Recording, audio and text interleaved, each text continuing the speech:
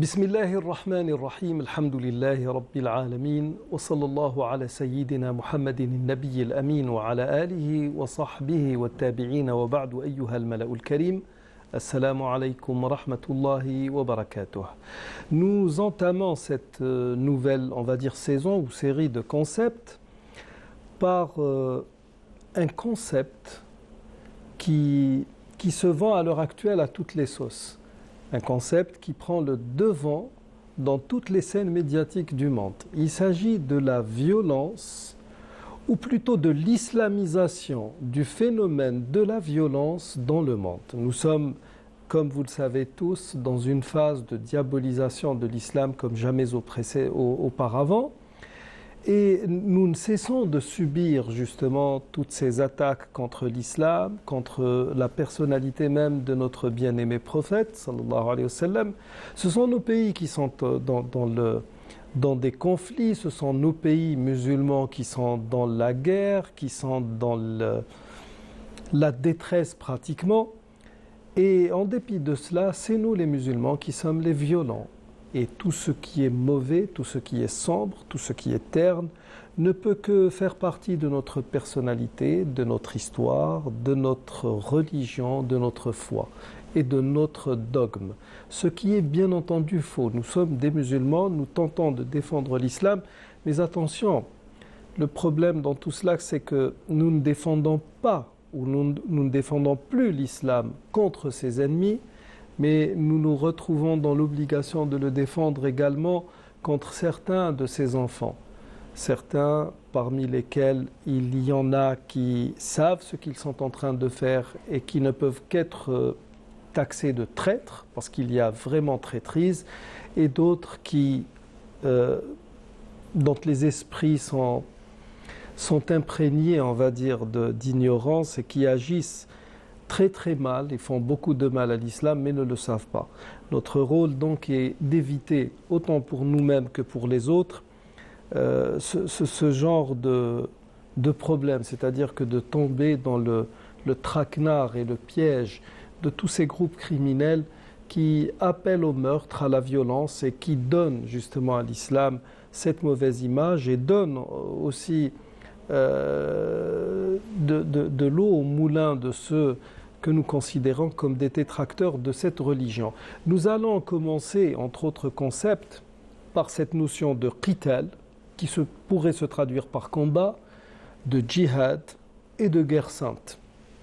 À travers une série d'émissions, nous allons essayer de voir comment est-ce que ces concepts ou comment est-ce que ces mots deviennent des concepts et donnent naissance à des paradigmes, donnent ensuite naissance à des actions qui vont légitimer une certaine animosité, essentiellement provenant de l'Occident.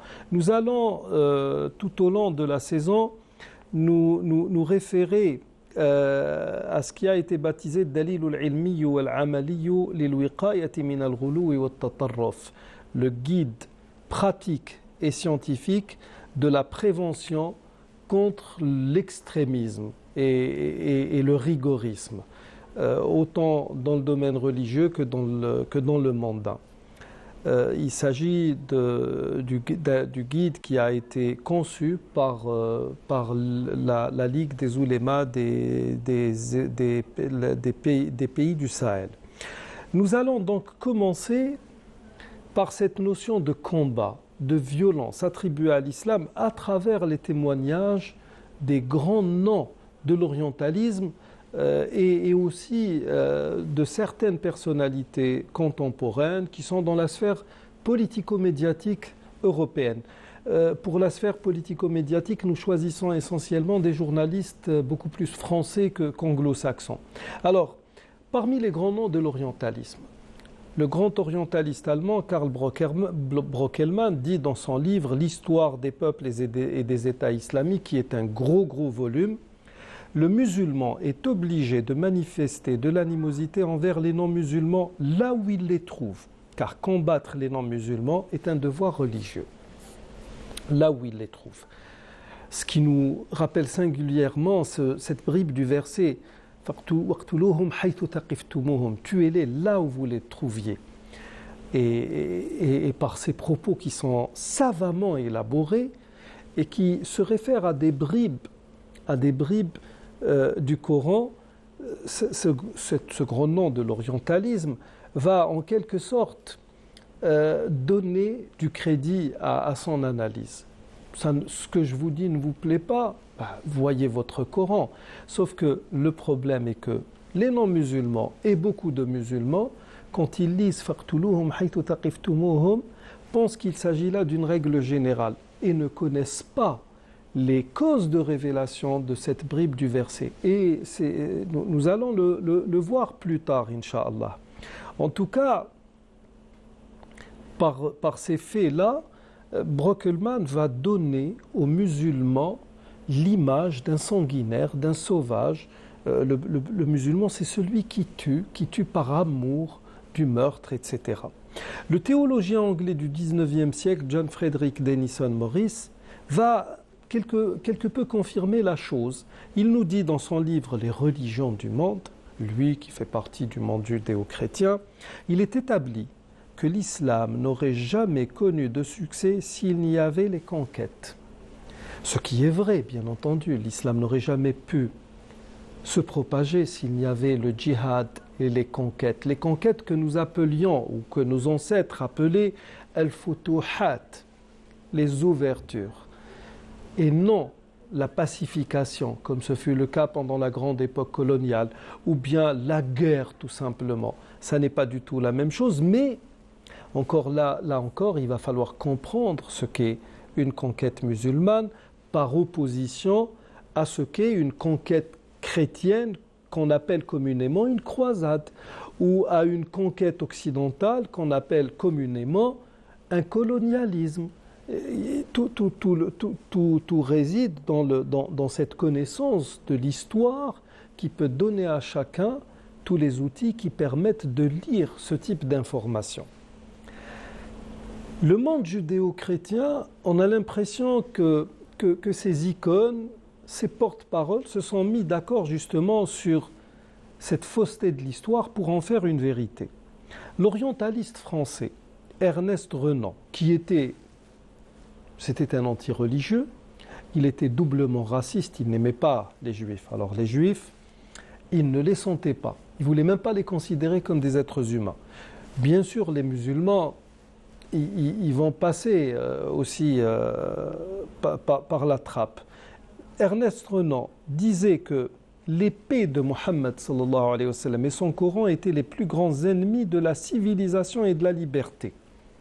On va à ce point. Mahomet, c'est l'ennemi de la liberté et de la civilisation. Marius Fontane nous dit, dans son livre L'histoire universelle, Mahomet prêchait et terrifiait. Il était le glaive de Dieu. Les tribus venaient successivement dans sa main.